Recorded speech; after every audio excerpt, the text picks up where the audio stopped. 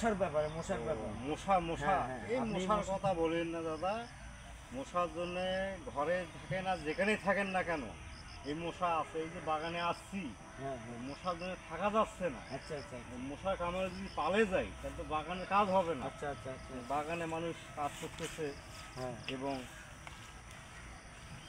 দেখাশোনা করতেছে, আর এত মশার এই অত্যাচার, হ্যাঁ, হ্যাঁ, এই মশা যে কীভাবে নির্মূল হবে দেশে, হ্যাঁ, হ্যাঁ। এটা নিয়ে খুব চিন্তা ভাবনায় আছে। আচ্ছা, আচ্ছা। আর প্রতিদিন তো ঢাকায় মানুষ মারা যাচ্ছে এবং মেডিকেলে ভর্তি হচ্ছে, এবং আমাদের উপজেলা পর্যায়ে খুব ডেঙ্গু রোগী। তা কি দাদা, মশা কি মারার জন্য কি কোনো কিছু সরকার কি কোনো অভিযান জানায় নাই বা কিছু মারে নাই?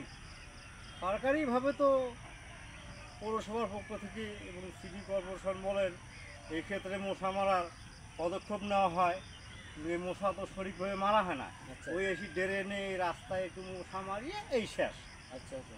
এই সেই তার তো দায়িত্ব যে মশা মারা, ড্রেন টেরেন সব জায়গায় মারবে, ওটা কর্তব্য। হুম। কিন্তু দাদা আপনি কোথায় মারতে চাচ্ছেন না? এখন আমার কথা, মশা এইভাবে মারলে হবে না। আচ্ছা, আচ্ছা, আচ্ছা। এই মশা মারতে গেলে প্রতিটি ওয়ার্ডে কতগুলো বাড়িঘর আছে, হ্যাঁ, হ্যাঁ।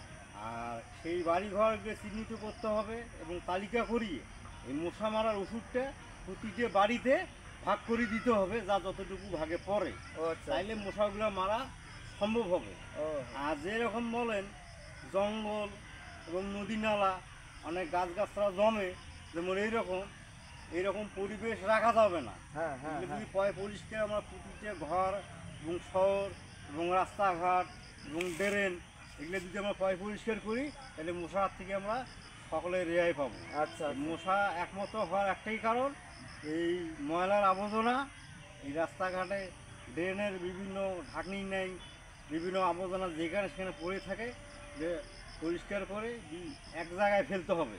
আচ্ছা। বিভিন্ন জায়গায় ছড়িয়ে পড়িয়ে থাকে বিধে এই মশা বৃদ্ধির সংখ্যা বাড়তেছে। আপনাদের কথা তাহলে হচ্ছে যে কোনো জায়গায়, দর্শক আপনারা দেখতেছেন আমাদের বড় ভাইকে, যে ইনি বলতেছে যে কোথাও যেন আবর্জনা ফেলা না হয়, একটা পরিবেশ ধোয়ার মধ্যে যেন ময়লা পানি ফেলানো হয়, তাকে যেন মশা পানি কোথাও যেন ডিস্টার্ব না দেয়। অর্থাৎ উনি যা বলতেছে, আমি আরও কিছু শুনবো তাদের কাছে, দেখি আরও কি বলবে। আচ্ছা ভাই, আপনি মশার ব্যাপারে আর কিছু বলতে চান? আরও কিছু পদক্ষেপ নিতে হবে হ্যাঁ। এবং সারা দেশের প্রতিটি ওয়ার্ড ভিত্তিক মশা মারার ওষুধ দিতে হবে, এবং যারা অসহায় মানুষ তাদেরকে সরকারিভাবে মশারি দিতে হবে। আচ্ছা, আচ্ছা। এবং তারা কয়েল মনে মনে কেনে, একটা কয়েলের দাম 5 টাকা, তাহলে মাসে আপনি যে বলতেছেন হুম। যে সরকার নাকি মশারি দিবে প্রতিটা বাড়ি বাড়ি, হুম। সে ঠিক আছে, আপনি বলছেন তার কর্তব্য, হুম। কিন্তু সরকার তো এখন ক্ষমতায় আসে নাই। কে সরকার আসবে কে না আসবে ওটা পরে দেখা যাবে। আপনি এখন মশা মারা পদক্ষেপ আর কি নিতে বলতেছেন সরকারকে, সেইটা বলতেছেন। সরকারের বর্তমান যেহেতু নির্বাচিত সরকার নাই, হ্যাঁ, হ্যাঁ। যে অন্তর্বর্তীকালীন সরকার বর্তমান বাংলাদেশে আছে, তার দায়িত্ব প্রতিটি মন্ত্রণালয়কে স্বচ্ছভাবে চালাইতে হবে, এবং যে সমস্যাগুলো আছে সেগুলোকে তাকে ধীরে ধীরে নিষ্কাশন এবং দূর করতে হবে। এবং বর্তমান মশাটা শীত এবং গরম যাই বলুন এখন 12 মাসেই এই মশার মানে উপস্থিতি এখন দেখা যায়। ঠিক আছে, আপনার আর এমন এক মৌসুমে দেখা যাচ্ছিল মশাটা এক সিজনে আসছিল শুধু গরমের সময়, এবং শীত গরম সবসময় মশা দেখা যায়। এই মশাকে নির্মূল করতে গেলে সরকারিভাবে যে বরাদ্দটা দেওয়া হয়, সেটা প্রতিটি ওয়ার্ড ভিত্তিক এই ঔষধ প্রতিটি ঘরে ঘরে দিতে হবে, এবং দারিদ্র মানুষদেরকে সরকারিভাবে মশারি যদি বিতরণ করা যায়, তাহলে মশা থেকে মানুষ বিরত থাকবে এবং সুস্থ থাকবে।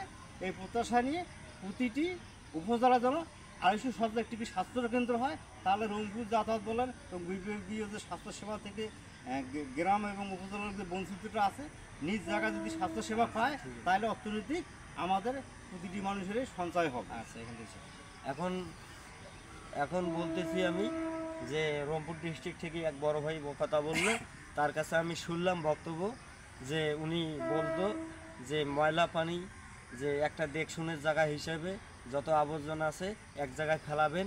সরকারকে বিনতি জানাচ্ছি যে একটু দেখবেন মশা পানি, কারণ ডেঙ্গুর অত্যাচার বেশি।